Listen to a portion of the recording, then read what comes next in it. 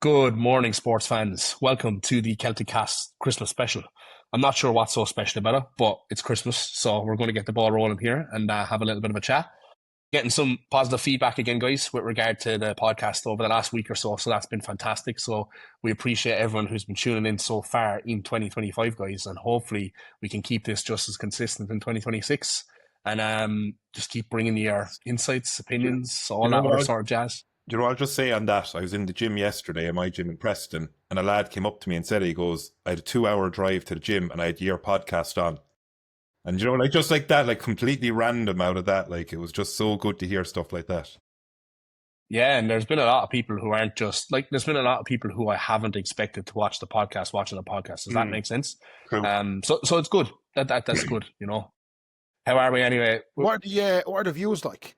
I think I saw what like, and 500 people is a lot of people.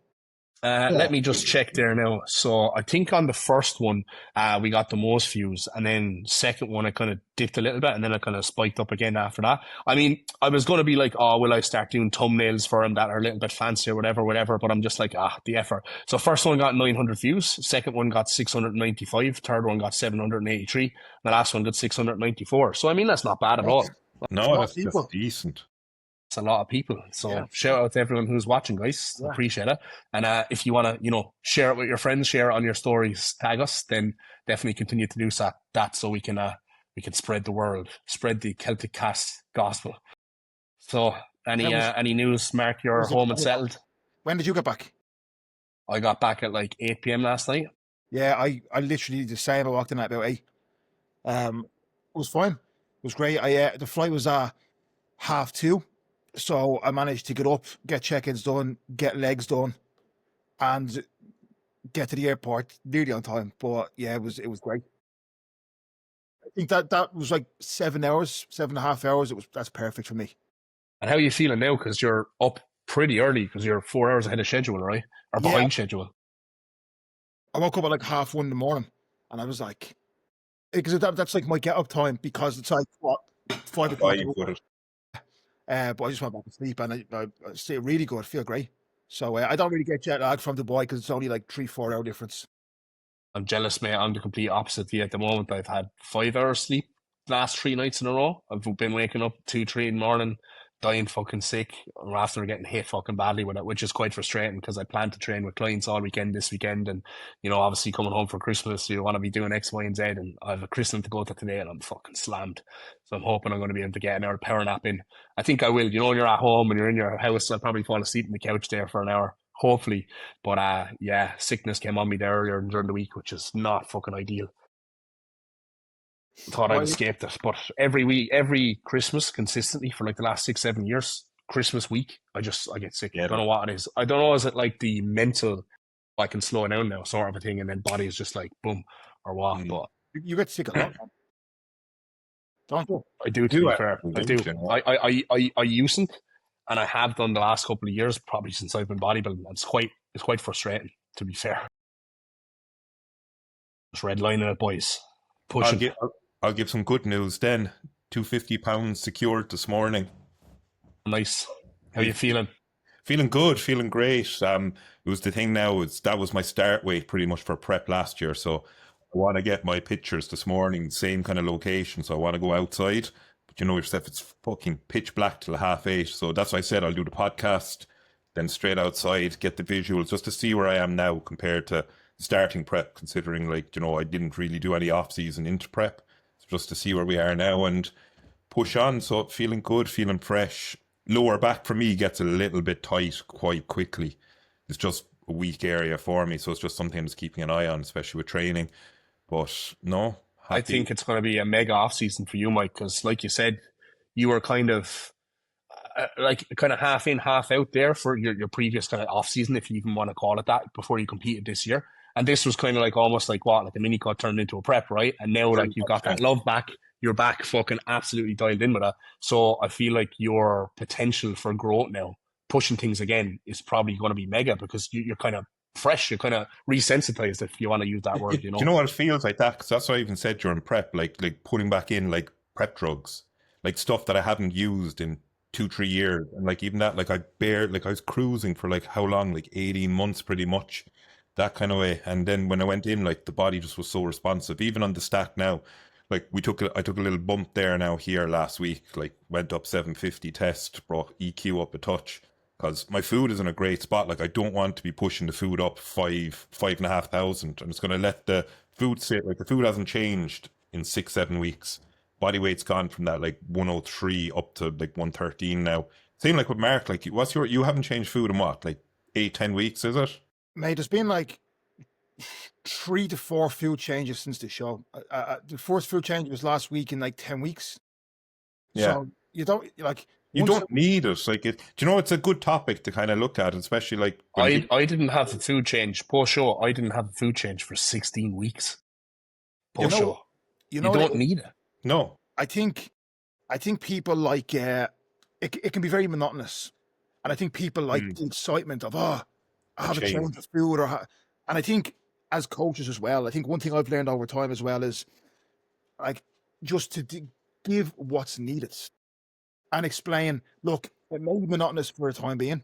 Like you may not like be super excited eating this, like eating that same amount and have it poor.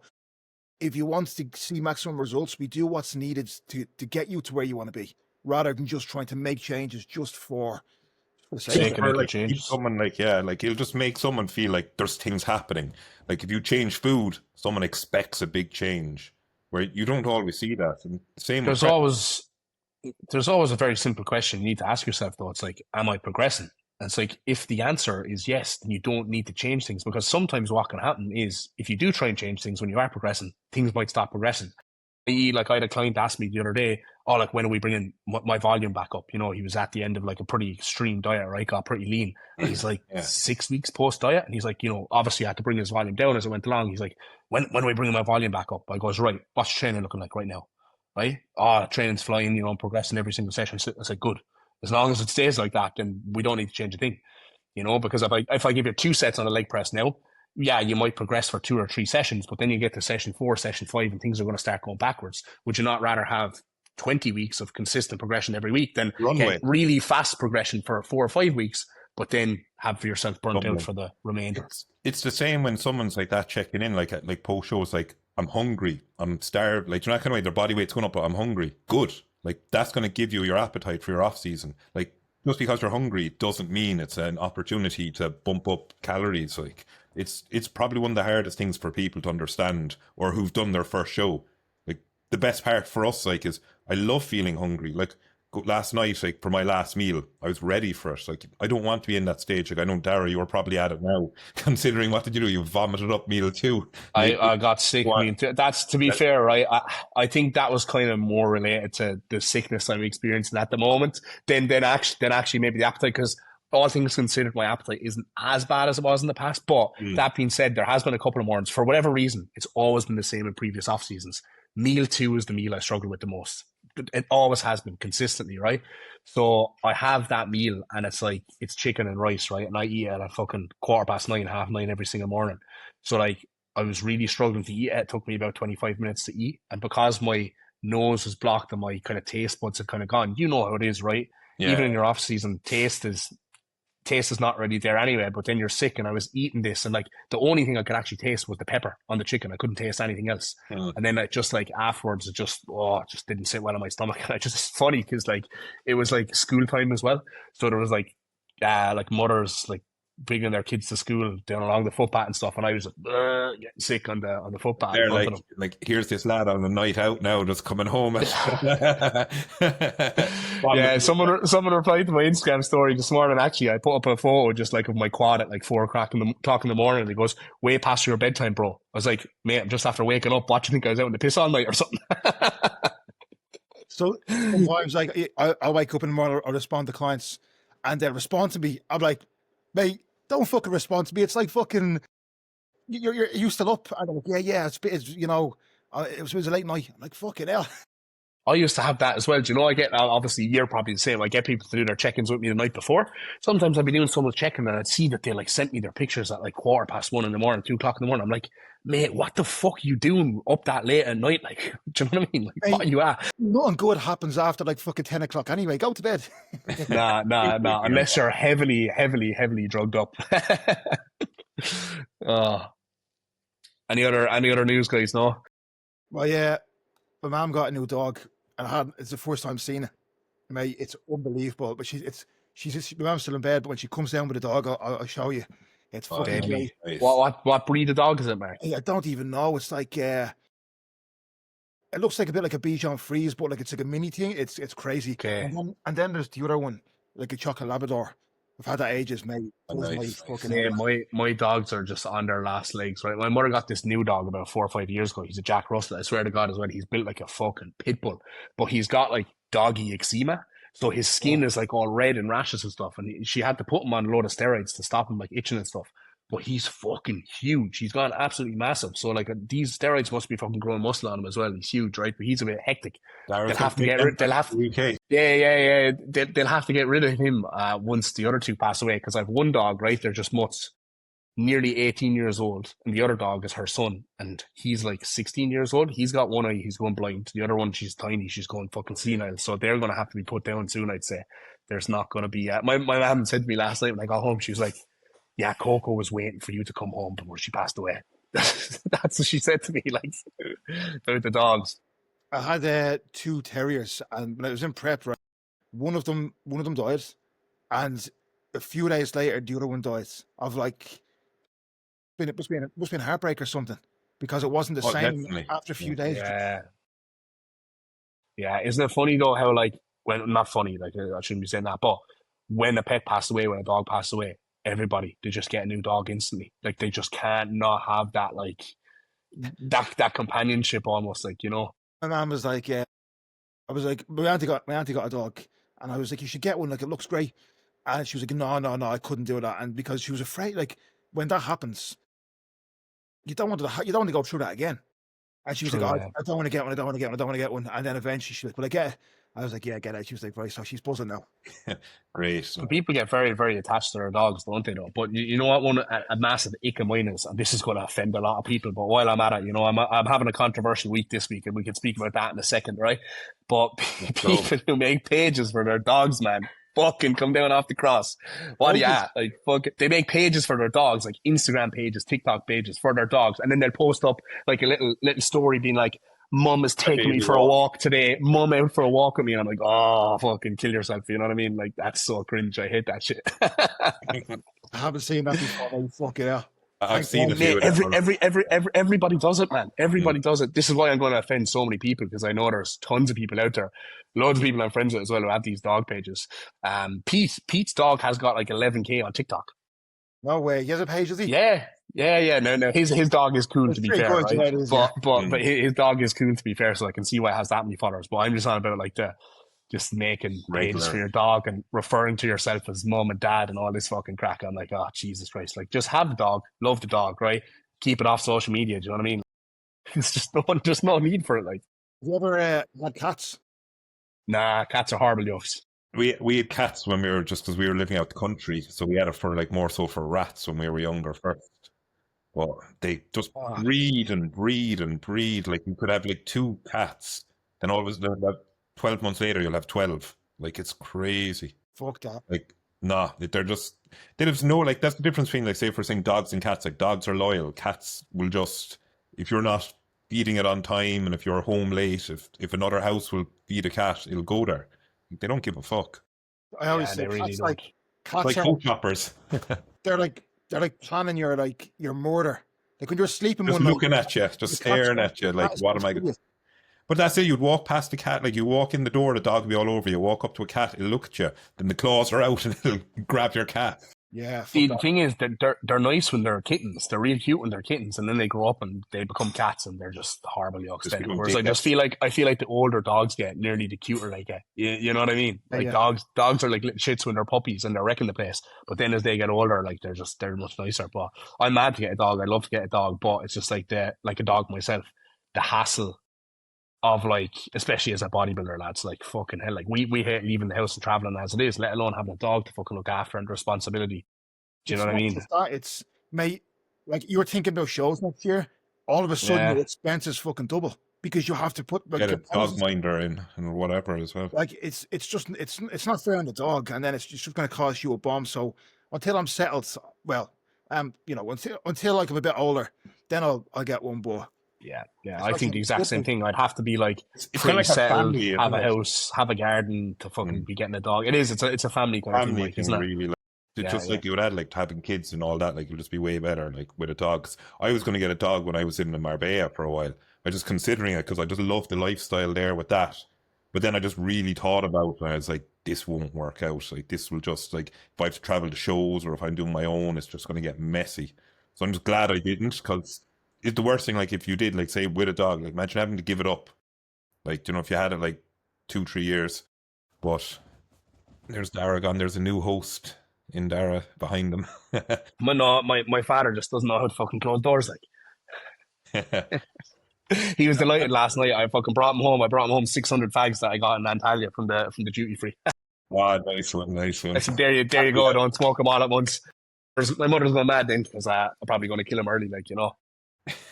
Dara's going for the inheritance. He's shouting into me there. He said he's like Father Jack now with the fags, you know. Drink, feck, women. it's the mad when you like go home, or like when you're not in your own environment. It's like fucking hell. You realize how much you love how you have your own little like things here and there. Like, you know, even like you say closing the door. When you're in your own environment, you take stuff there for granted. You just do your own thing. You don't have to worry about anything. Yeah, I know, it's mental. It's I remember though, like when I was younger, like just couldn't wait to fucking just get away from home, have my own space, all that other sort of stuff. But now that being said, it is actually nice. It is nice being home for a while. You know, you kind of have your home comforts, but then in the other way, like you do miss having everything exactly where you like to have it. Worst thing about this house, man, is just the noise. There's always people coming in and out and fucking up and down and whatever. Like, so I never have a very conducive environment for work, let's say, when I'm at home. I do my best, you know. Are you like very close? You know, like you like live kind of in the sticks. Are you very close with like your neighbors and stuff? Where they like come over and like have a cup of tea and stuff? No, not really. Like even where I live, right? Like I've no one to the right of me. We're the first house on the left up the hill. I do have someone to the left of me, and she used to cut my hair actually when I was a kid. And then John, her husband next door, he's actually a guard. He's like a sergeant or a detective actually now, I believe. Hilarious. When I used to be having like 18th, 21st birthday party a year ago, there's like tons of people out here, like mad fucking parties. Sergeant, detective living next door, like, do you know what I mean? Fella's literally passed out on his lawn and everything, like, you know, the next day. Fuck's sake. But no, we wouldn't be overly close to them, Mark. But we would have like people calling up to the house and stuff. Even one of the houses I used to live in when I was younger. So before we moved into this house, which we built, right? My dad was renting a house, but the crowd he was renting the house off, they used to play cards. They used to play 25 in there every single week, and this has been going on for years and years and years. So I remember when I was a kid, on a Thursday night, all these old men would come up and come into our kitchen and just play cards and drink and smoke fags for like hours. So like, when I was growing up, man be like, no, you can't go in the kitchen now for a couple of hours, and there'd just be all these randomers inside in the kitchen just drinking and smoking. Like, I didn't know who they were, but that was the deal that when my dad rented the house. There. Look at it. Ah, lovely. Mark, that is nowhere near a Bichon Frise. What is it? What is this? That looks like more of a Yorkshire than a Bichon Frise. It's a multi-poo. Multi-poo. A Maltese and a... Half Maltese. Half Maltese, half poodle. Ah, okay. Yeah. Fucking Nice. time. I thought you said a multi-poo. I was like, oh, fuck. Well, there'll be multi-poo on the floor later. yeah. That's enough for me. Yeah, that's too much affection now for Mark at this hour of the morning. That's his dose of affection for the day now. He's back to stoic mode. That's me then. Yeah. So how are we looking then going into 2026, recap of 2025? Let's kind of have a little look at that then. Let's start across then. Who wants to go first, Dara or Mark? Mark, you go first, or I'll just talk for the next fucking hour about myself. Yeah, you'll go last then, Dara. Yeah. It was the craziest year. I just decided to do everything in the 1 year. As in, like, started off, went to Thailand and Dubai at the start of the year for 3 weeks. Came back, went into prepped, had client shows. The client team thought was good. Meet update. Came back, done 4 shows. Then came out, moved to Dubai. Came back to Ireland, went to my brother's wedding, went to more client shows, trained with clients. Went back over, got an apartment sorted, got a car. settled. It was just like one thing. I don't think I've actually had time to sit down and be like, fucking hell, that was... Digest any of it. Yeah. It's just kind of like, it was just go, go, go. But it was very successful. But I'm looking forward now for the next few weeks, actually just to sit, reflect on everything, and be like, you kind of take things for granted. I think it's the bodybuilders in us. It's like once you take off one thing, you're like, right, what's next? I need to keep going. I need to keep pushing. I need to move from one phase to the next sort of a thing. Sometimes it is hard to literally just smell the roses, like, isn't it? Yeah, it is, because we're always looking at what's next. But if it gets 5 years down the line and you haven't paid any attention to what's actually happening, what's the point of seeing the progress? It's like that cliche saying, isn't it? Like, oh, you're living the dream life that you 5 years ago wanted to have. And it's like, geez, if I sit here and I say that to myself, it holds true. Do you know what I mean? Like where I was 5 years ago versus where I was now. Like I was fucking working as an accountant and living in Tralee, and like, do you know what I mean? It was a completely different life. Like, so sometimes you have to remind yourself of that. Anytime you ever feel like ungrateful, I suppose, for where and I don't necessarily think we mean to be ungrateful for what we have, but it's just like you don't want to get complacent, right? And you're trying to go for the next thing. So sometimes you can almost mistake that for being ungrateful. It's not that you're ungrateful, it's just that you're striving. I think for me, it's like I'm so grateful to the point where I cannot go back to where I was. You know what I mean? So every day, like, I'm so grateful for where I am. Like, I don't sit and like kind of look back, but I'm just so focused on going ahead because I don't want to go back to where I was. So I'm so grateful for what I have that I just want to keep on moving because I can't even look behind me. Exactly. You have actually probably taught me a lot about being grateful for things, like being around you and like listening to you and stuff. Because I feel like that was something that I struggled with for a long time, and something that I don't want to say I've cracked it, right? But something I spoke about in a couple of my own YouTube videos recently is that I've gotten into a position now where I'm actually able to be grateful for things, not just like wake up in the morning and write 3 things in my journal to be grateful about, like actually be grateful, because there's a difference in saying, oh, I'm grateful for this, I'm grateful for that, and actually feeling grateful. I feel like they're 2 different things. So sometimes even when you say, oh, I'm grateful for this, I'm grateful for that, you're not really, right? Like to really actually be grateful for something, it's kind of like a skill.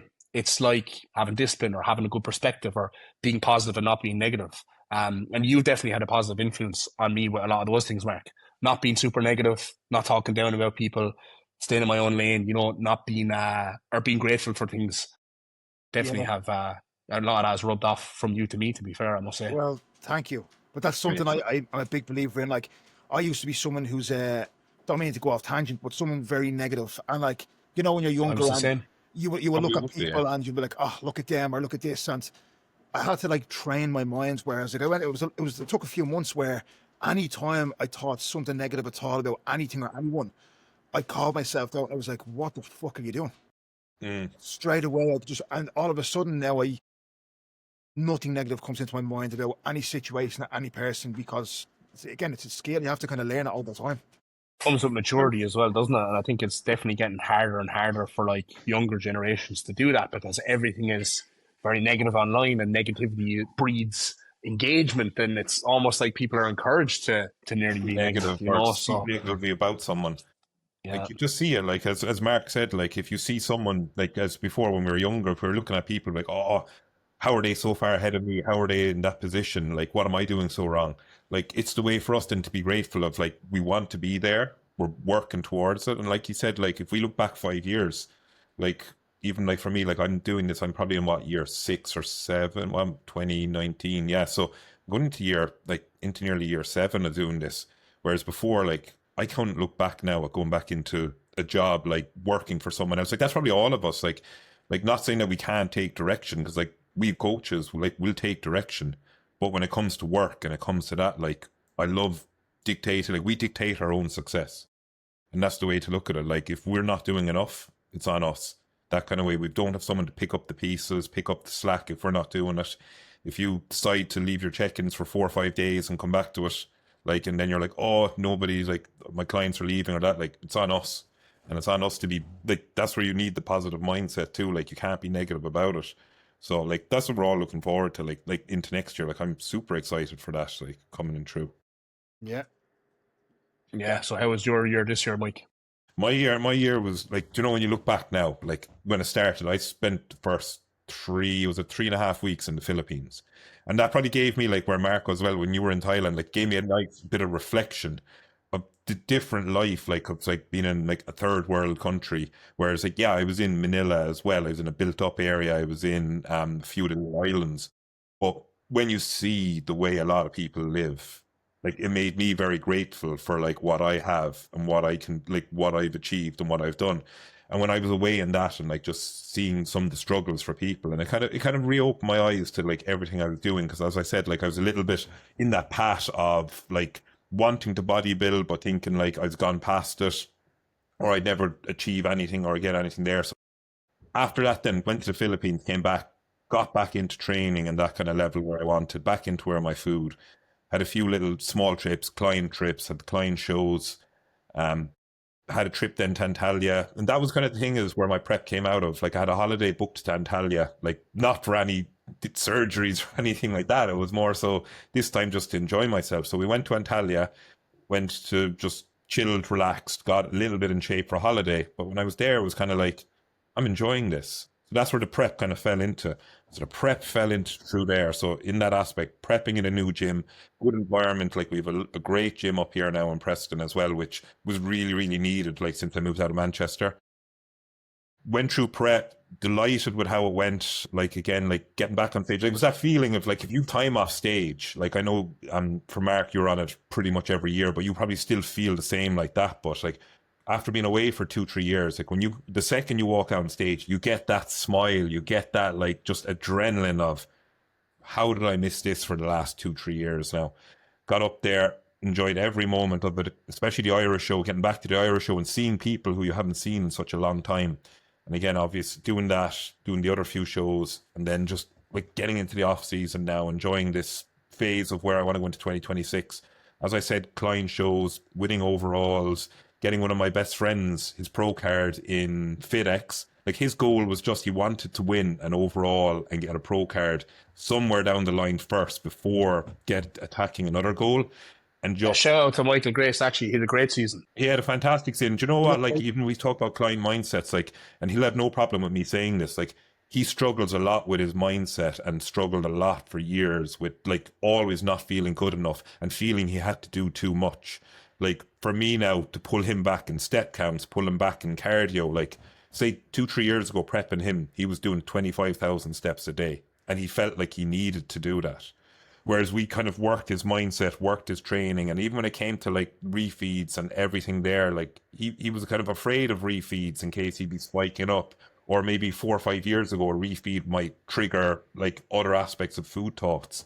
Whereas like he had such a good season this year because like I said it to him, I goes, look, you show up, you do these bits, we've learned each year. Like that's the thing when we said when you prep someone for 3 or 4 years, you learn so much more. And like at them as an athlete, they'll see where they can be that little bit better in their mindset. And like he had a fantastic season, won all his shows, he got his PC or he got his the FitX Pro card.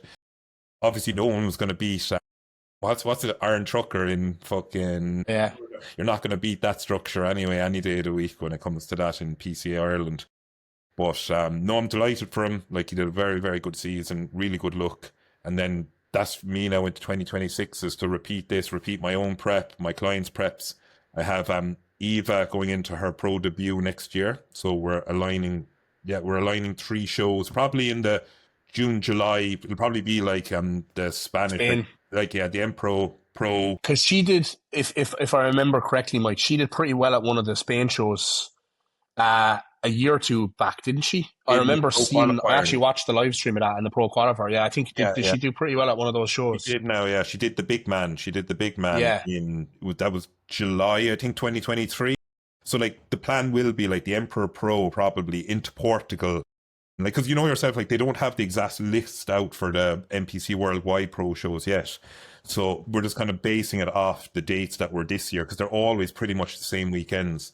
So Same thing I'm doing. I'm just guesstimating them, you know. until we get the exact ones. So like we're gonna align in them 3 shows. She's in a very, very good place now. Like with Eva and like something like a lot of like up and coming bikini girls will look at as well is just she does not stress the process. Like she understands, like even the first prep we did, she just believed in herself, believed in her abilities. And it just paid off, like coming from like a PCA first timer win to getting her pro card and now getting ready to step on the pro stage. Like I'm super excited for that. Like I can't wait. Because the way I look at that is this, sometimes when you look at this athlete is for Eva, the way we look at it is that we created this. Like I started her journey from never bodybuilding to getting her pro and now getting her pro debut and setting a realistic goal. And sometimes like even like that with clients, like, you know, you'll have a client like, I want to win this. Like, yeah, does Eva want to win her pro shows? Yes. Is she going to win her first pro show? And let's be honest, like highly unlikely. Bikini. Like Yeah. highly unlikely. Like a goal in the first show would be a top 10 if there's 20 girls or whatever falling into that top 10. Like a first call out is the goal over the first 3 shows. Get into a first call out because it's your first time on stage. You can't go in with that expectation that you're going to smash all these girls that have been to Olympia that have literally been doing this year in year out. And obviously there'll be a little bit of nerves and unknown to the judges as well. I know that it's not like, I know we're not going to say like that's the thing, just because she's unknown, she's not going to be looked at. If she's incredible, they'll be looked at. But it's going to be exciting to set that goal and then just to see where you can progress in through there.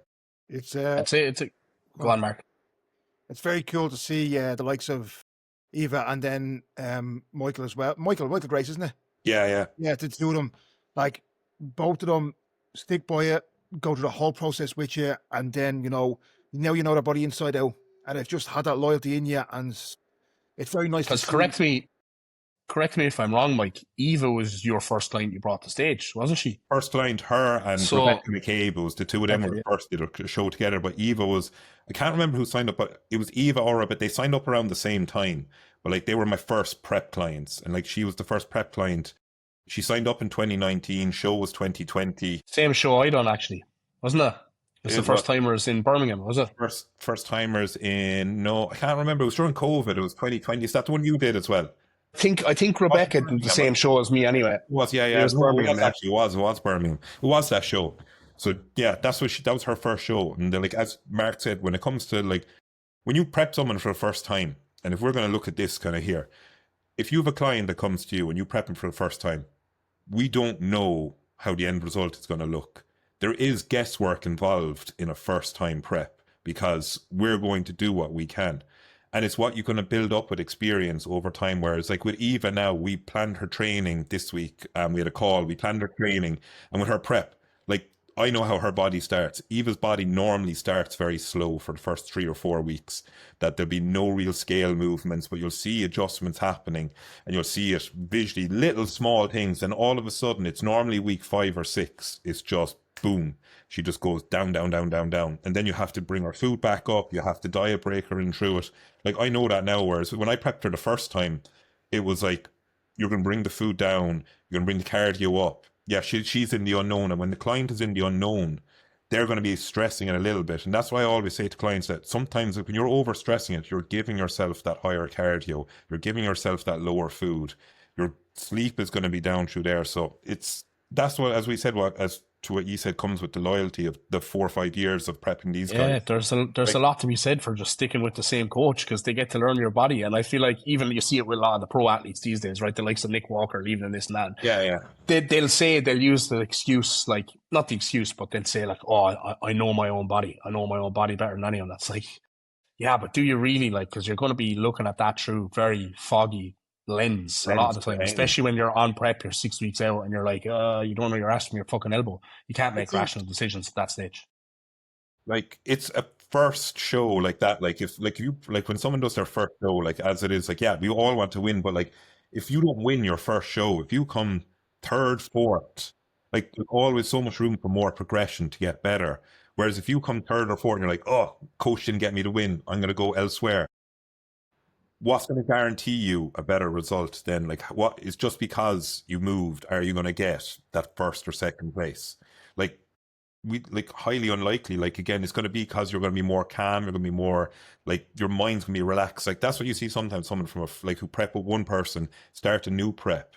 And the reason they do so much better in their second prep at times is because they understand the process now and they're not that antichrist sending you 30 messages like, oh, I didn't sleep last night. There's no seated hamstring curl.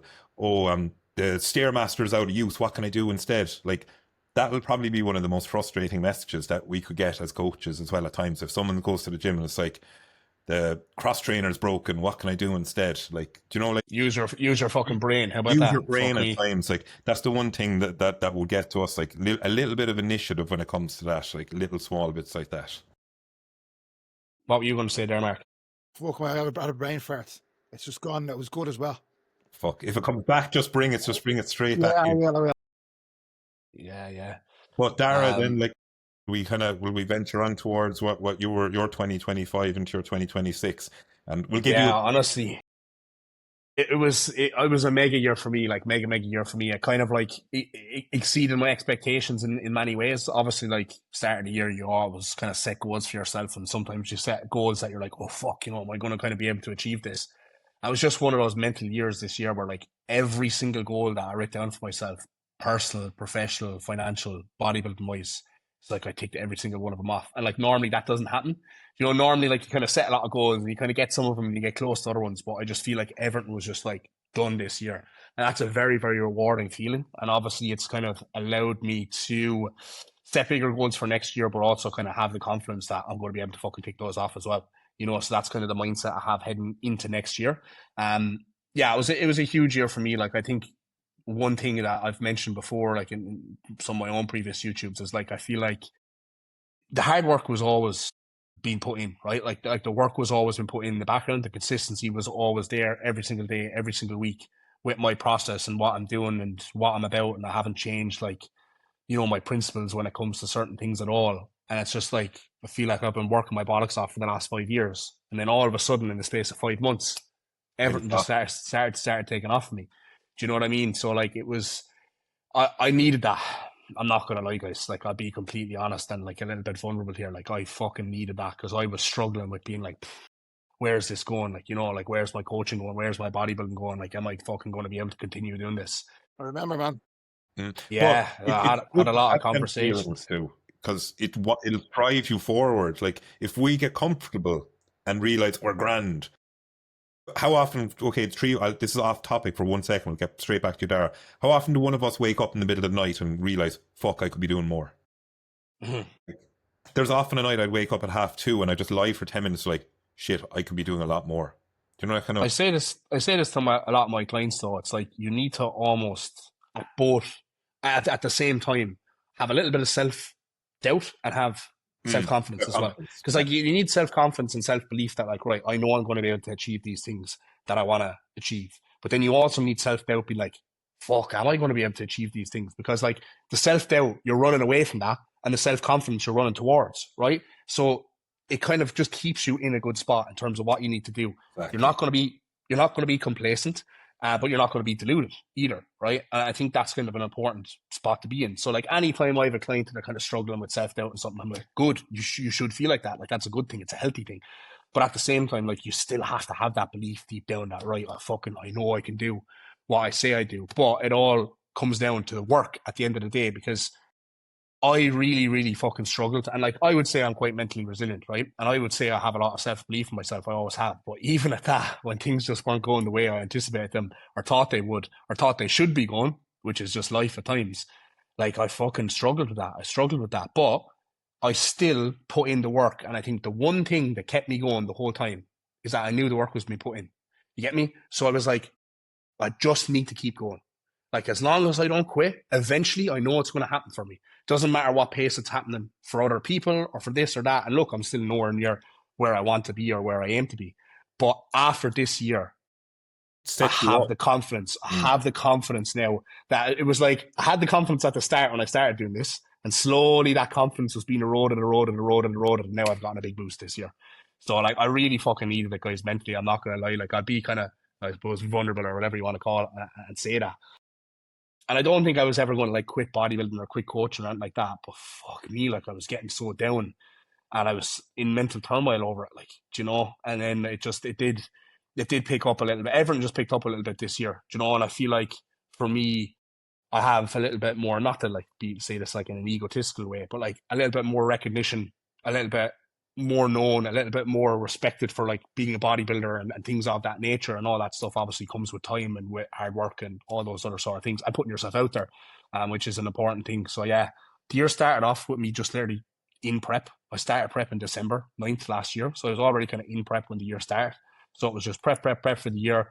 I was fucking posting the content, documenting the journey, and I think that was probably one of the biggest things that kind of helped me as well. You know, it was kind of like showing everything, doing the vlogs, showing the process, and then I think like getting the result then at the end of that was just kind of like the cherry on top, right? Because people could like see the work that was being put in, they were following along for the journey, and then I kind of like got that win at that muscle contest show. You know what I mean? Yeah. So yeah, I needed that because 2023 was not a good season for me, and I really didn't like my look at all, and it was just completely different, and I made a lot more progress than I kind of thought I would have as well. And again, that's given me confidence going into this year, you know. Do you know, just off top, like on topic still on that, is the fact that like when we talked earlier about when it came to loyalty, like you didn't like your look in 2023, but prepped you in 2023. You stuck by it because you knew what you didn't like the look. You knew what needed to be done different, and it like showed. there's like, literally the point earlier. Yeah, there was a lot of mistakes made on my end. I think like mentally, I was stressing way too much. I was like questioning things way too much for sure. I was just like, yeah, I just like, and the environment at the time for me just wasn't really the best, right? Yeah. And I was just under a lot of stress from different kind of factors as well, right? From multiple different factors. So like I didn't do myself any favors during that prep. I definitely made it a little bit harder for myself. Mark knows. Mark was with me towards the end, right? I was a lunatic. He can speak on that in a second if he wants. But at the same time, you know, and I'm not throwing Kuba under the bus as well. But you know, there probably was some maybe like mistakes made there as well in terms of the coaching process. But like we learned from that this year. Like that's the most important thing. Even like that is like what we were saying about a client over stressing. Like you were over stressing, making Kuba's job 10 times harder. You know, like, but do you know what the thing is as well? I feel like had I not stressed out so much that prep, it wouldn't have taught Kuba how to manage me in this last prep. So his whole approach with me this last prep was completely fucking different. His number one focus was make sure Dara doesn't stress out. And I didn't. And because of that, it was like, you know, I really enjoyed everything and it was just great. I was chilled out backstage and I was super confident going into the shows. That's it. Like, that's the loyalty there, where the thing is, you could have went straight away after a bad look, and even though you were stressing, it could have been like, oh, I'll have to try something different because the dynamic doesn't work. The dynamic works. It's just that you needed that kind of like, say, bad season. But like everybody, like there's tons of good coaches out there these days. Like, none of them hit the mark every single time perfectly with every decision that they make. It's just retarded to think otherwise, right? So it's like, you know, and I'm not saying, oh, like we didn't hit the mark or whatever in 2023, right? But I feel like, you know, maybe I was sucked down a little bit too much. And then when I got to a certain point, you know, I could have pulled back in certain things. And I think we probably overdid it as well with the drug side of things, that prep as well. You know, we were a lot more minimal the last time around, and that helped both with my head and with the freshness of my physique and stuff. Yeah. But it's like, even after that, I was just like, you know, I wasn't blaming Cooper like that. I was like, right, I've learned my lessons, right? If he thinks he made some mistakes, he's learned those lessons as well. He's not fucking stupid. And then I just went off in the off season and made improvements, and then we just entered back into the prep, had good communication, and just worked through the process together. Then we got the result, you know. And I know as well that as much as that overall in Ireland meant a lot to me, it meant a lot to him as well, you know, because he'd coached me for 4 years at that stage. And he'd coached me from, like, I mean, the first checking photos I sent to Cuba were pretty hilarious, lads. You know what I mean? So to the curly hair with the black backdrop. Yeah, so the thing is, right, if you went to somebody else after that prep, they could have easily made the same errors for your first More prep. than likely would have. Like you would have. They wouldn't have known how to happen. That's the thing. Because you wouldn't have learned from it. Like you didn't learn. And then from my perspective as an athlete, right, I would have gone through a prep. Let's say I went to a different coach, right? And they did the exact same sort of prep with me. I would have thought, well, this is just what we did last time, so this is just normal. And you get me? Yeah, but you'd be more stressed again. Exactly. Like, it's a replica of what happens. Yeah. This is, you know. I remember what I was going to say earlier on, so finish this and then come back to me because I'll remember. Make sure you write it down. No, go on. You go now because I'm go on. I was going to say, when you see, I think, guys at the top level, you know, you'll see them jumping around coaches and you know, I didn't get where I want to be in this show, so let's go. I think at that top level, you got to realize this is their lot. This is what puts food on their table. Most of these guys aren't coaches. They're getting sponsored. They're getting their income. They need to fucking win shows. So if they don't get results with a coach, it's almost like, fuck. Where's my income gonna come from? Like this is, you know, this is my life. So I think it's more so at the top end. They're like, right, there's no opportunity. I didn't win a show there. Fuck, panic a little bit. Who's winning shows with clients? Let's go to them. I think I that's think kind I of think what this as well. the social media landscape has a lot to blame for it as well, because like you look at like again, I don't want to be referencing the '90s guys, whatever, but they just did show after show after show after show, and if they didn't get a result, right, they could very easily. This has happened all the time where Milos will show up and he gets 7th place in the show. Week later, he'd get 2nd place. Do you know what I mean? Why? Because he made the changes. But when he got that 7th place, he didn't have all of social media absolutely fucking crucifying him. And then that didn't influence his decision making to make him do something drastic and this and that to then affect his look further or stress him out to the point that the stress is affecting his look. These guys are under so much pressure going into these shows, it's not even funny.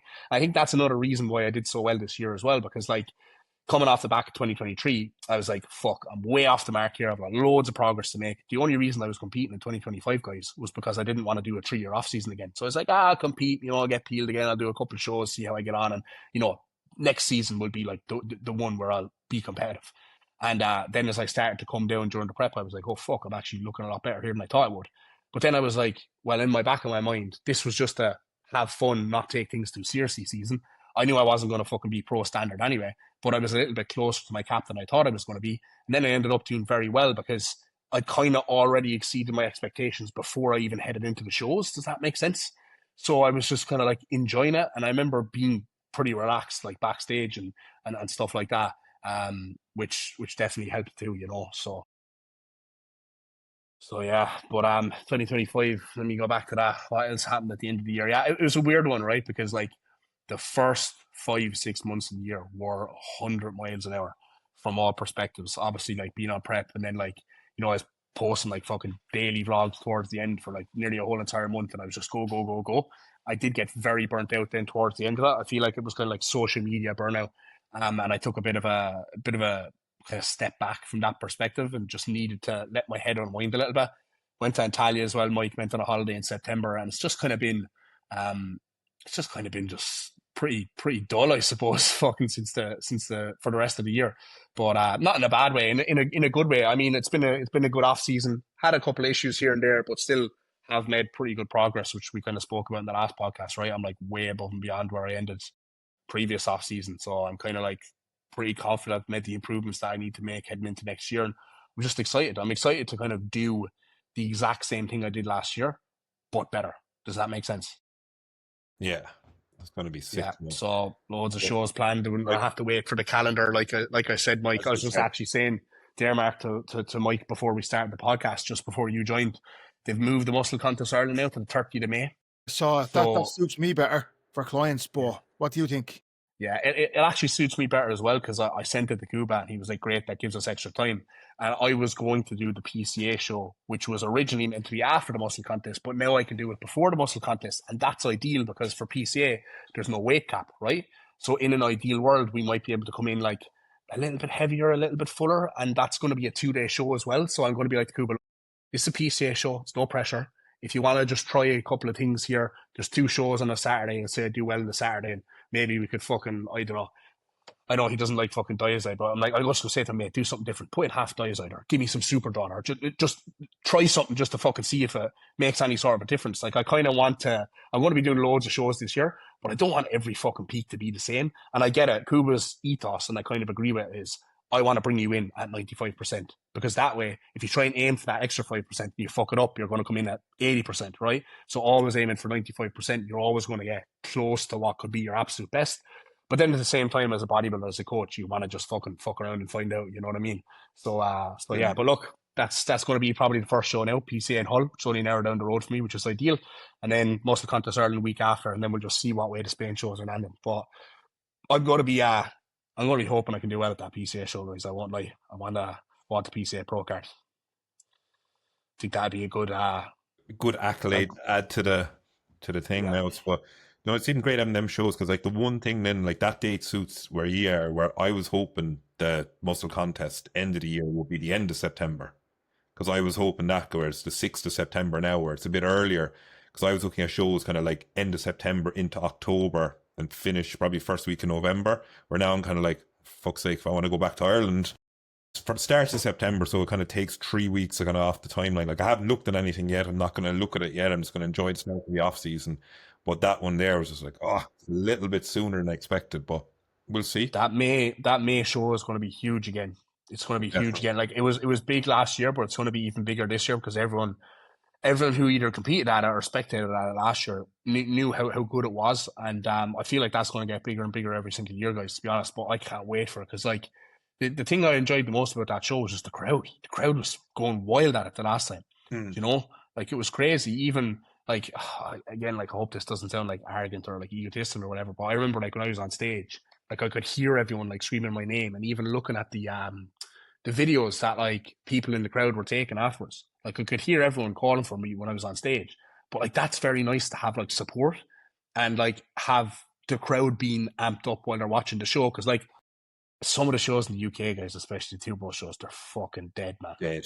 They're like funerals. I'm sorry. Like it's Mm. fucking it's bad. It Well, is. it's their own fault with what they charge. Like, if you Yeah. have to get 2 tickets, if you're paying £45 twice, like, no one wants to do that. Like, if they, well, obviously they're not because they're making the money and they're obviously with their entry fees. But, like, no one wants to pay that where you can go to a PCA show all day for, is it £30? Like, £30. PCA doing PCA do They are the such a good best job rant though at shows in the UK, yeah. without a doubt. Like, and I tell any clients to come to us, and I'm like that. Like, you always tell them if they have a chance to do a first timer show, do a PCA show because you'll actually enjoy bodybuilding. If you start in two Agreed. bros, you could hate it because it's just not ran well backstage. It's not organized or it's not like disciplined enough, like how they have it ran. Whereas like But clients even and it's like it. even simple things, Mike. You're doing a PCA show, right? You come out, you hit a front relax. They'll stop you. The MC will go, ladies and gentlemen, give a round of applause for our first timers, bodybuilders, or whatever. And the crowd gets all amped up. Yeah, And they're constantly saying, oh, give a clap and do this and do that and whatever. And like they kind of do that with the two bros sometimes, but it doesn't work. It's not the same. The music is different. The stage is different. The way they're calling things out is just different. And yeah, the backstage is very different as well, Mike. mm. Very, very different. I think even registering in the morning with PCA is very handy as well, not having to register the night The before. night, yeah. The one I'll give it to, like the best shows now that I found around Europe now as well, is Emilio's shows in Spain. I You can't will wait to do one. not get a better ran show than the ones in Spain. They are sick. And if people could take a leaf from his book and how that's ran in the VW arena, like it is crazy how well that's ran. Yeah, Because he's an ex bodybuilder, right? And cares because he knows what it's like. That's why it's perfect, pretty much. Because yeah, there might be one or two little issues, but it's not things we'll see like compared to what we'd see around the UK. And like obviously when Muscle Contest Ireland started, it wasn't great back in, was it 2022, 2020, and then it started getting better. Like it is every year, it's getting better now. just have to experience that them improv shows. It's just a fucking different environment altogether. It's like an enclosed like dome. And like And they just the have like lights going around with everything on it, just because like when I did the Amateur Olympia in Spain, like that was like I couldn't care less about placing at the time when I got up there. It was just that experience of such a big stage and such a cool environment of like how well it was ran, and it was just like it was the perfect. Like yeah, obviously the show ran a bit late because there was like 700 athletes at the show, so it was a little bit behind in time. But besides that, That's why I want to do both of those as well. I want to do the amateur Olympia and I want to do the Impro for two reasons. Obviously, everyone bangs on about Emilio shows, how well they run, etc. But also, every single year, right? Obviously, we follow bodybuilding. Well, I do anyway. I follow amateur bodybuilding quite closely. And like, I'm not just saying this because I'm doing those shows this year, but every year consistently, those Spain shows are the most stacked shows, yeah, without a shadow of a doubt. yeah. All the best athletes in Europe do those shows every single year. And the classes are like 20 deep. I mean, like, the class B and C are like 20, 22 classic guys. I had in Class D when I did it, there was 27 in Class D. That was That's in class crazy. D, like. That's like you normally Class D is like you go to a two bros or something like that, like three at tops normally in that Yeah. stage. And that's the thing. It's like, even at the Muscle Contest Ireland Pro Qualifier this year. Now, look, was it the most amazing standard? I don't know. It was the first pro qualifier ever done, right? I wasn't like watching all the other athletes upstage. I'm not gonna pass judgment on that, right? I got third place, which obviously I was very happy with. But am I gonna say that like it was a super strong lineup and I just bet a load of good guys and I came third place? I don't know, like I'm not gonna say that's the only pro qualifier I've ever done. I can't compare. I don't actually really know where I stack basically with really good guys, is what I'm saying. Now the guy who did win that class, he actually turned pro in Spain 2 weeks later. So I'd like to kind of think I'd be up there a little bit, but I'll find out this year. That's why I want to do those shows, because like if I can go to one of those Spain shows and there's 20 something guys and I can be up in that top 3, top 5, like I'm going to know, okay, right, I'm not pissing in the wind here basically with the goal of turning pro. Like, And like that's it, and like that's the thing, is like some people are afraid to go near them bigger shows because they're afraid of not getting a placement. Like I'd rather stand in them lineups at times to get that realistic look of how much muscle you need to put on, how big these guys are, because like you win a small show, like yeah, great to have the win, but like what did you learn? Nothing. Like if there's 2 people in your class, what did you learn? Like, you know, the thing is sometimes with 2 bros, someone might not turn in shape. Like it could be you and someone else. The other person didn't diet, didn't put in an effort like you did. Like it's like a waste of doing a show. Whereas when you go to them shows in Spain, it's gonna be crazy. Like when you actually see all them lads that are literally the same goal as you, there's gonna be, if there's 20 in your class, and at least 12 that have the same goal, that high level. yeah, and you just don't know until you get on stage, because even this year, guys, when I did that muscle contest Ireland and like I won the overall at the regional, I remember then when we came back later for the pro qualifier and I was backstage and I seen the line of 13 guys like ahead of me to go on stage, or 12 guys or whatever to go on stage for the pro qualifier. I was looking at them all going, oh fuck, I'm fucked here, sort of a thing. But then I was in the middle, like, so like you just don't know, like you don't know like until you're on stage. No, until you're sometimes like obviously like you see yourself and you're prepping and you kind of know you're good, but then you might look at other people's pictures and like, oh fuck, they're really good, or oh look at that guy's arms, I don't have arms like that. You know, you're always looking at like the stronger body parts, the body parts you don't have. But until you're up on the stage, like until the judges are final at the end of the day, so I mean like you just don't know how good you actually are until someone fucking puts you in your place, literally. Exactly. You know what I mean? So yeah, but I'm excited. I'm excited to find out whether it's good or bad. I just want to know. Do you know what I mean? Obviously, my goal is to turn pro, but it's like if it doesn't happen, like I'm not going to be like, oh fuck, you know. So prep starts after Christmas. Then what are the shows you're thinking? And then we'll see what moves. So I've got the PCA Universe, which is going to be the weekends of the 23rd, 24th of May in Hull. Then Muscle Contest Ireland the week later on the 30th. That's going to be regional and pro qualifier all in the one day, right? So I'll have done 4 shows basically in the space of 6 days. So that'll be fun. And then I'm not sure if it's going to be the same weekend as the Muscle Contest Ireland. I'm hoping it's not going to be. But the Amateur Olympia is the next show then in Alicante, and 2 weeks after the M-Pro. So PCA Hull Muscle Contest, the 2 Spain shows, my plan is just to book an Airbnb for 3 weeks out in Alicante, train in Titan Fitness and just do a little bit of bodybuilding camp. And then, I mean, after that, I probably will do another show. Now, what you've got is Dubai, you've got the Flex weekend in Italy, Milan, and then you've got like Portugal Amateur Olympia, which is the first weekend of July. So that's another one of those shows where there's like 2 or 3 pro cards for the overall, right? So like that could be a show that I might do. And then you've got that show in Bradford in the UK in middle of July. I think that's actually same day or weekend as my birthday. So yeah, now look, that would mean if I do get to that stage, oh God, like what would that be in prep on total? That might be like 25 weeks in prep on total, which still wouldn't be bad. If I do get the whole way to that show, it'll be 26 weeks on prep. So I mean, like that is a long time. Because it would be like basically from the first show to the last show, it would be 8 weeks or 9 weeks of doing shows. And let's say you went and won your card at Muscle Contest. Will you go and do 1 or 2 Dura shows pro? So what I'll do is I'll already have accommodation booked in Alicante at that stage. So I'm going to go out and I'm going to do the M-Pro Pro show. Like, I mean, in an ideal world, lads. That's it. I win the Pro card at home in Ireland, which would be sick. And then I go and I do the M-Pro Pro. Because, like, look, I'm probably going to come last place, but fuck, it'd be some crack, wouldn't it? You and my beast to be there backstage with me. I'd be like, wow. And me up, bro.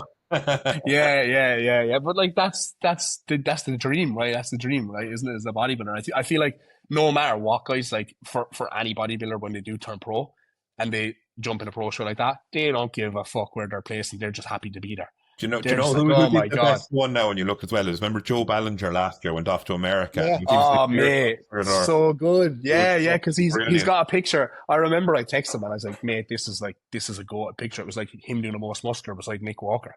And I was like, that is just mantelpiece photo. Like, you're gonna have that I for know. life. That's the best thing. And you know what? He did pretty well. He came like 10th place or something like that. Didn't he? 10th or 11th? Yeah, I think so. Yeah, he Like, did pretty well. But that's the whole aspect of he booked that, went over to get that memory to stand beside these lads where no And one he's else dead would right. get a chance to do it. Same as Jack Richardson. He went and did Prague after he won his pro card at the British finals because Seaborn was doing the show. Yeah, You know? yeah. And I remember people actually gave him hate at the time, and I'm like, where's your pro card? You know, he can do what he wants. Do you know what I mean? Like, it's like, I know. That's yeah. Then the rest of the year there after competing, do you have plans or what? Like, what's the rest of the year looking like? I have a couple of plans, but I'm not going to speak about those yet.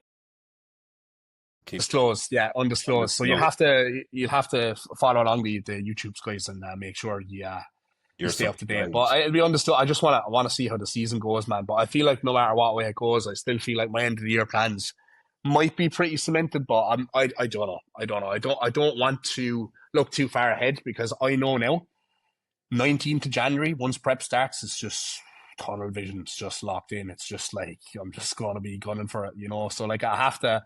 Like, and look, like, do I think I have a pro-worthy physique at this stage? I mean, I have to wait and see what things look like as I cut down. If I made as big of a jump between 2023 to 2025, if I've made the same jump as I did then, now, I think I will have a pro-worthy physique given a good lineup, if that makes sense.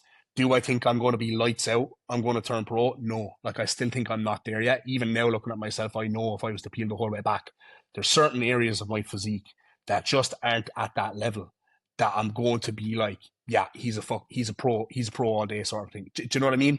Like, there's some physiques you look at and you go, they're going to turn pro this year. I'm not going to be one of those guys. Do you know? Like that's what I think. Do I think I'll be good enough in a good lineup and against whatever? Like, do I think I will be like have a pro-worthy physique on a good day?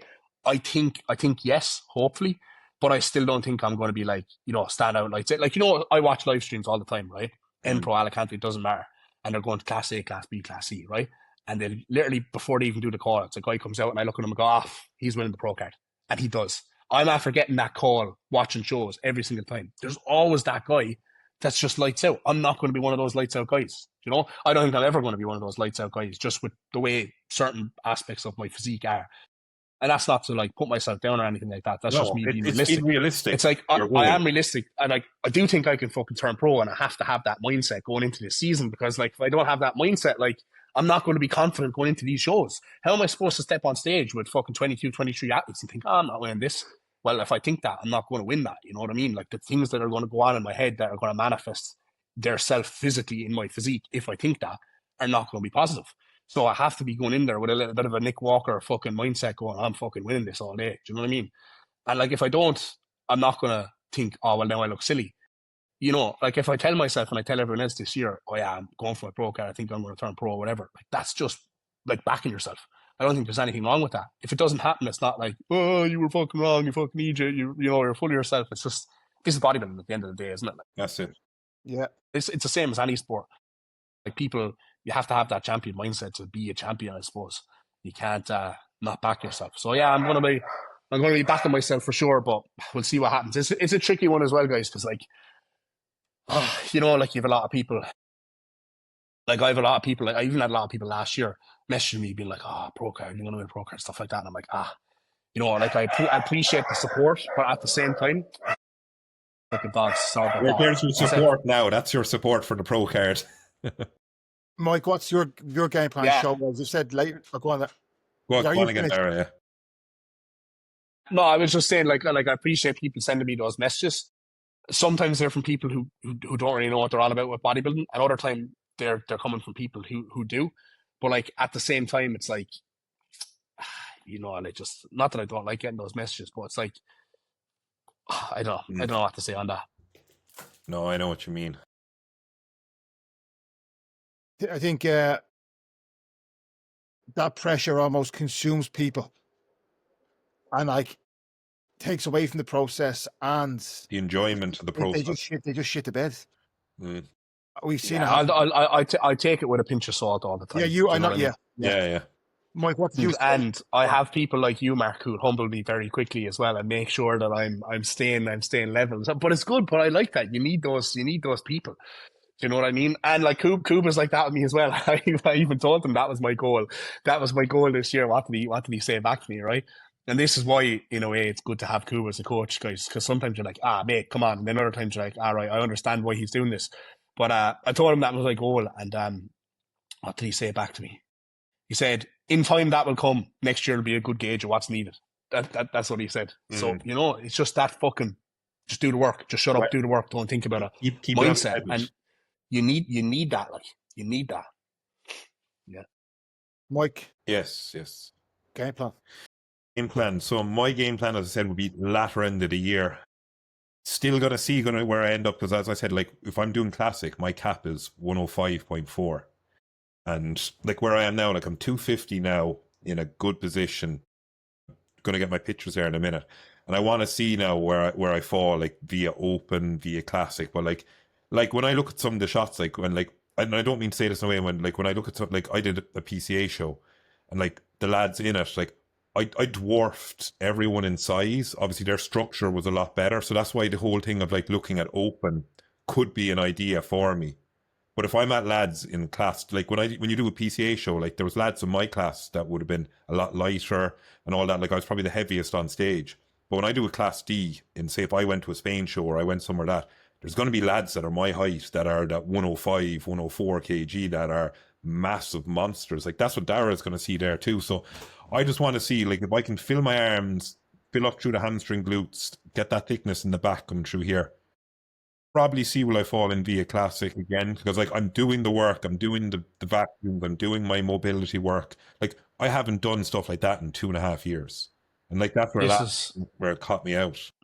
This is a tricky thing about classic as well, Mike, is that some people are built to be classic bodybuilders. Like people talk about like shape and structure and all these other sort of things as well, right?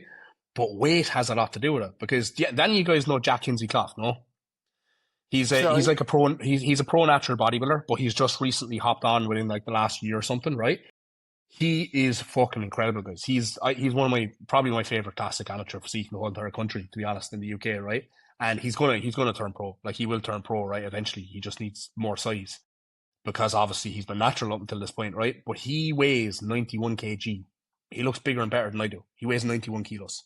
We have the same weight cap. And like this is in his off season, he weighs 91 kilos. Like he has bird bones, right? His shape, his structure, his muscle bellies, the way everything fits together, and how light he actually is. Like he could probably turn pro 10 pounds under his weight cap, right? I'll give you another example. Stephen Sharp, who's been coached by Kuba, he just missed out on his pro card very recently. He came second to the guy who won the pro card at that big man show very recently. He's got 15 pounds until he fills his classic cap. Crazy. Like he's just got the classic shape and structure. Do you know what I mean? So like he nearly turned pro 15 pounds under his cap. Most guys are sucking down 15 pounds just to make weight, and they're still not fucking placing second. So classic is that's classic as well. Yeah, like a lot of it is that, and like that's what I just want to see, because like my whole thing always was is like with being tall or like that. Like if I'm in a super heavies, like I'm gonna get wiped by lads that are literally like 5'8", 5'9". But at the end of the day, like that was like a mindset thing for me. That was the whole mindset, that I'd never have that structure to be an open bodybuilder, like to be 300 pounds, to be whatever. But did I ever try and push myself to be 300 pounds? No. That's the aspect we need to look at. That sometimes like our mindset, like where it is, will dictate where we go. Where my mindset was, I'd never be able to be that. Whereas I probably could be if I put that work in when I needed to. And this is another thing, like that's like I've thought about that a little bit more now as I've started to progress and realize, I don't think my genetics are growing as shit as I fucking thought. It's just time, isn't it? You just need to be patient and put in the time. But like I always thought that about the open as well. I'm like, at my height, I'm never going to be a heavyweight. I have to be a super heavyweight, because the size that I need to look good in an open bodybuilding stage, that's not going to see me under 102 kg peeled on stage. You know, but like you're still young. And that's like a limiting mindset. That's it. Yeah. That's no. What I'm saying, Mark, is that to be an open bodybuilder, I need to be a super heavyweight. Because if I was to do, let's say this year, right, if I was to do open and I went into the heavyweight category, I would be too small. But heavyweight is under 102 kilos. So I could show up maxed out 102 kg, peeled with as much muscle as I possibly could and in the best condition as I possibly could. And I'd still be too small for a heavyweight because of my height. Does that make sense?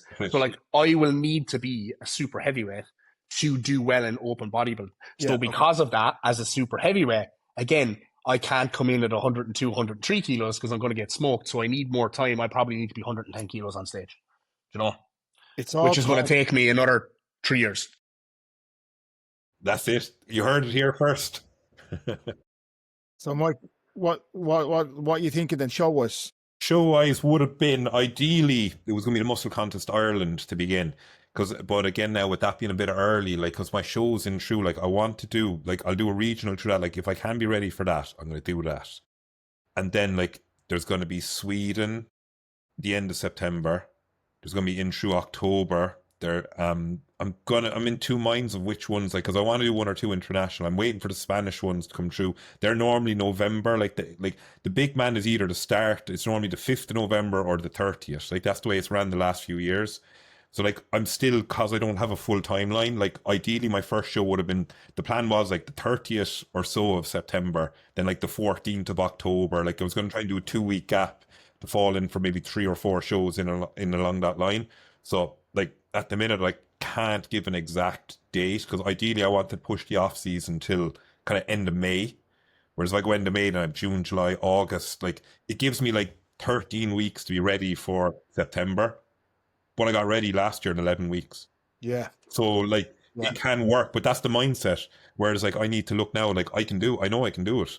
So I'd say be able to confirm with you, say probably in like 2 or 3 podcasts, and maybe in 3 weeks' time when we've exact idea of all the dates. So are we all going to be prepping together? No, yeah, Mike will be. I'll be at the end of my prep while Mike starts. Is that? Yeah, that kind of way. Like I'll be like probably starting like end of May, June, probably start of June. Just need to see, as I said, the Muscle Contest Ireland kind of screwed me with like being a little bit earlier by 3 weeks than I expected. But we'll make it work. And then Mark is when's Mark getting going? What's prep date starting? So we're gonna see middle of February where we're at, blood wise as well, and just see where composition is. Like we have Mark, a plan. you're not getting fat by February. I'm just telling you that now. composition will be the same. Yeah. We have a plans to start prep by like the end of March, start of April. But which we probably do. But what I'd actually like to do next year is I would You're like going to do classic as well, are you? Yeah, classic. We're all in. I knew it. All right, good. The new fridge waste look. But I would like to do later in the year. I'd like to do that British Finals PCA weekend. I would like to do probably Sweden. I would like to do the PCA Mr. Ireland. And then I would like to do potentially Japan for a holiday at the end of the year. Oh, that would be sick. I'll meet you there, bro. I'll meet you in Japan. If you do Japan, I'll come over. Hey, like we don't do this shit for long. Yeah. Make the most of it. So if I can get away with linking the last show into somewhere like that, amazing. But again, Japan is one of the last shows of the year as well. It's in November, I'm pretty 100%. Sure. So like we'll just have to look at logistics in terms of like is it going to be worth my while? Like can I continue to push and start prep later, or if I can't continue to push, like is it a longer maintenance? Is that going to benefit my prep? So I'll just see where we're at. It's either later shows or else prepping for more so kind of July, August, September. Okay. We'll see. I'll confirm like in the new year we'll have more. Hopefully it's the former anyway, Mark, and you can do that. I think that sounds sick. Yeah, doing like the British Irish shows and then just boom into Japan, like that'd be pretty cool because then I'd have like PCA. Then I would have again an indication as to where I sit again in qualifiers. I know I'm not going to be good enough again, but at least then, I just every season I want to see where I'm at to see if I can inch that bit closer. Yeah. Yeah, but Mark, this year you were beside some pretty freaky freaks. I mean, let's be real. Your man who turned pro, Jacob, is it? And Yeah. then like Samson, like both those guys are just absolute freaks. So I mean, like you didn't really put out the luckiest fucking card this year in terms of who you were stood beside, did you? Like those two guys are crazy. Even 2023, I picked up worse shows to do. Yeah, yeah. Again, I wouldn't have it any other way because in my mind, like all in my mind is I'm not fucking good enough. Whereas if I go into a class that's small and I take a second place, I'm Billy Big Balls. Look at me, I was fucking coming. Fuck that. What's that going to get me? I know. But first of all, I'm still not good enough to win, and it gives me too much confidence. It gives you complacency into an off season. Whereas And now, hopefully people watching this actually kind of like understand and listen to what we're saying here, Mark. Like I've said that as well about the Spain shows, and you're saying that too, right? It's like you should want to do that. Like look to be the small fish in the big pond, right? Because if you're constantly playing the big fish, you're not going to push yourself as hard as you can push yourself. And you won't hold yourself to a higher standard that you could hold yourself to. And that's really important for making progress. Because a lot of guys say they want to turn pro, they want to be the best bodybuilder possible or whatever, but they don't see the levels, you know? That's important. One thing I say is I love losing, right? And the reason I say this is a funny one. So I know I can win. Eventually, I know not that I can get to where I will get to where I want to be. That sounds delusional. All you have to do to get to where you want to be is not fucking stop, right? So health willing, injury willing, I will get to where I want to be. But in the meantime, I love to lose because that's the only thing that drives growth. That's the fuel. The shows I won this year, I don't give a fuck. What benefit do they have to me? Stroke my ego? Mm-hmm. Zero benefit. The shows that I lost, that's what's going to drive me to eventually get into that actual goal that I have. Mm-hmm. Yeah, Sounds 100%. strange, but makes sense though. Like it's a good way to look at it.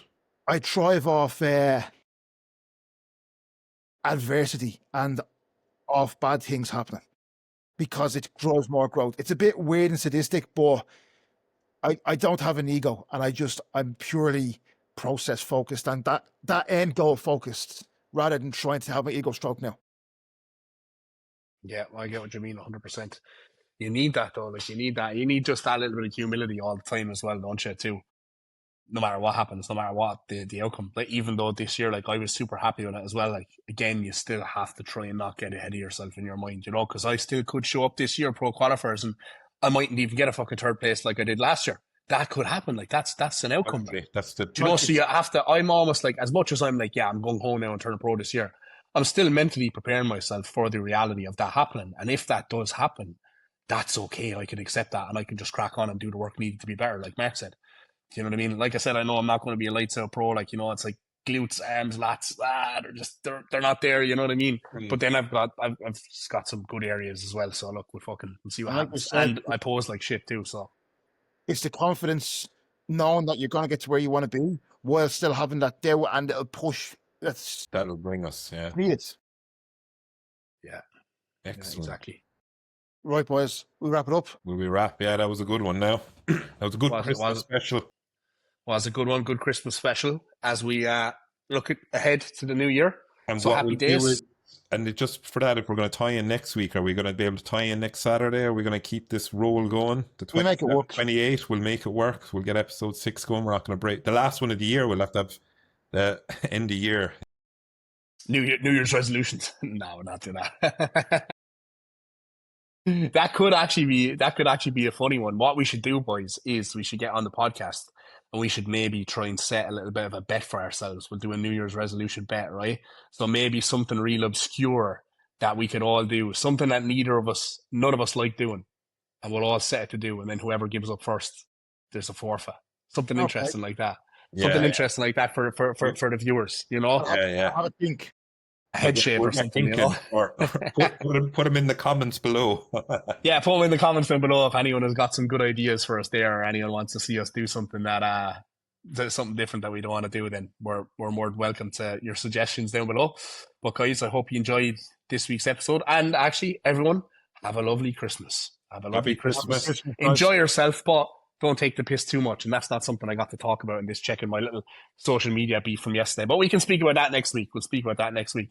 That's a big topic. That's going to take a good half an hour. So I'll keep it on up there until next week. Right, guys.